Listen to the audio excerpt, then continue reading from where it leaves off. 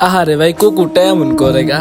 আসসালামু আলাইকুম, কি অবস্থা সবার? আশা করি সবাই ভালোই আছেন। দীর্ঘ প্রায় 5 মাস পরে নতুন একটা ব্লগ নিয়ে চলে আসলাম।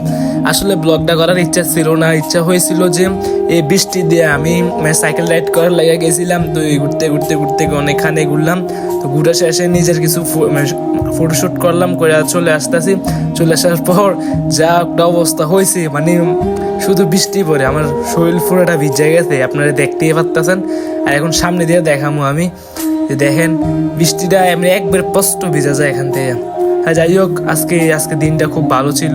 আকাশটাও মেঘলা, মানে ঠান্ডা ছিল।